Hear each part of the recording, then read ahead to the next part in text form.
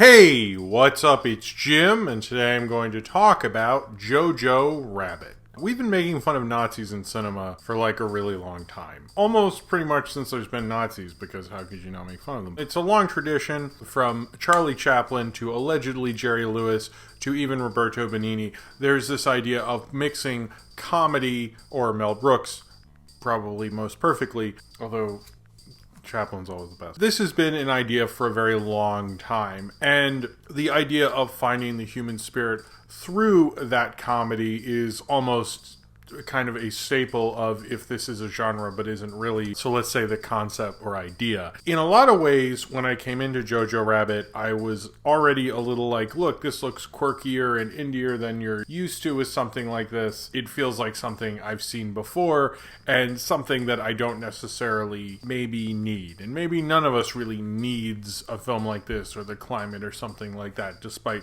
what they may say.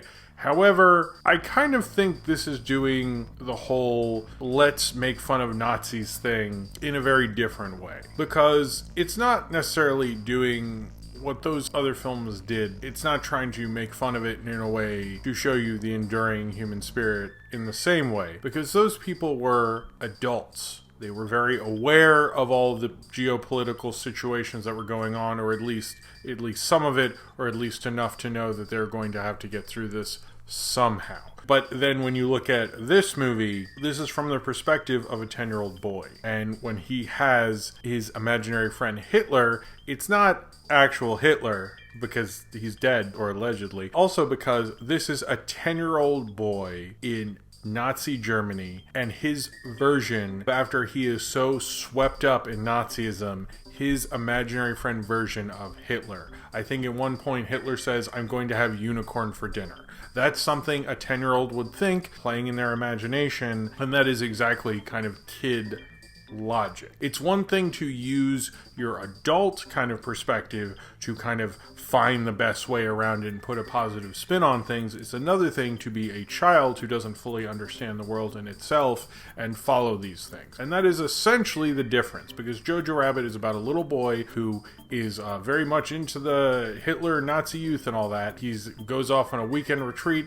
Hitler is his best imaginary friend. He has another friend, but you don't really see him that much.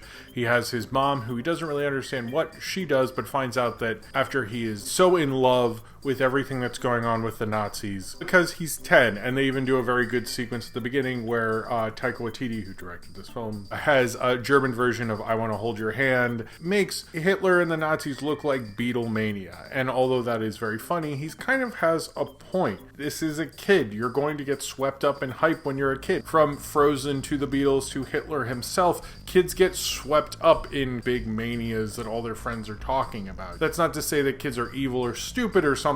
They're just trying to understand the world, and they know that all their friends are talking about something and they're curious about it. Maybe they generally do like those things, but that's also something this film is talking about. They're showing that that's who this kid is, and he has an imaginary friend, Hitler.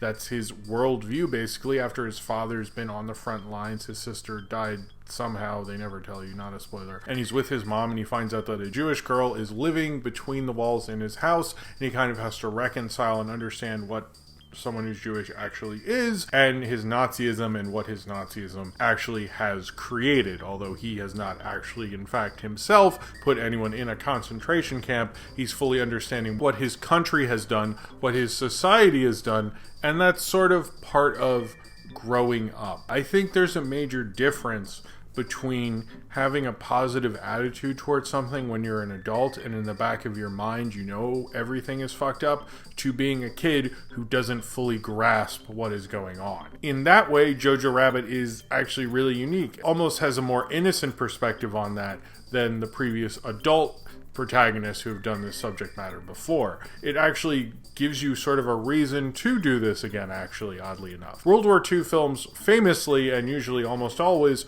are not just about World War II. I mean, duh, they are. But they're more about the times we live in and how we view that war under our current perspective. That's sort of pretty much always been true. And Jojo Rabbit is no exception. But how Jojo Rabbit is the exception is having this little boy understand that maybe he's not a great person. And there's a lot of things about this film that I think really work. And that is one of the things. Because there's a certain point you realize when you're a kid and everything's great and you're smiling, you definitely have flaws.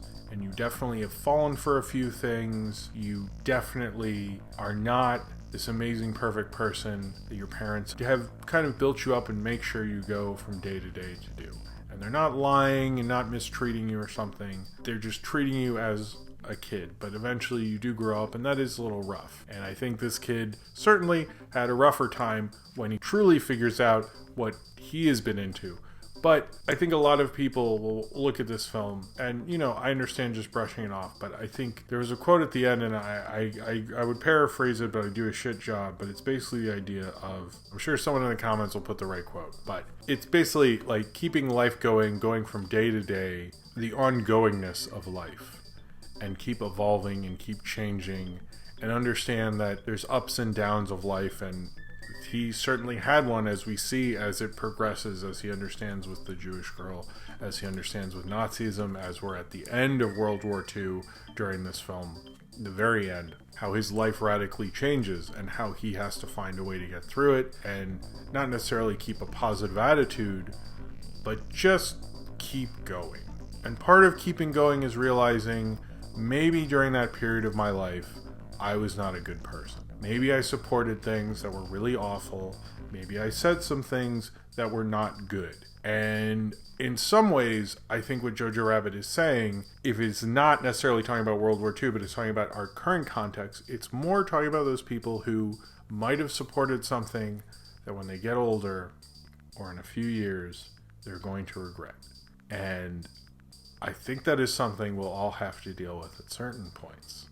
Whether it's the fact that, you know, you voted for a particular person, or you supported a particular stance that you didn't maybe fully understand, or maybe you did, or even laughed at someone who was different from you, or you supported something that maybe in retrospect at the time seemed fine, but you really regret. Yes, there are times in your life that you will be a bad person, but I think you have to keep going and keep living and keep going on. And that's ultimately why this film is different from them. Because they understood a way to keep going on, but they were trying to preach love and acceptance. And I think this film is sort of doing that, but its overall thesis is not totally that. That is sort of simplifying what they're saying is, guess what? You are totally gonna suck for certain parts of your life, and you're not gonna like that. And it sucks, and you just have to get through it.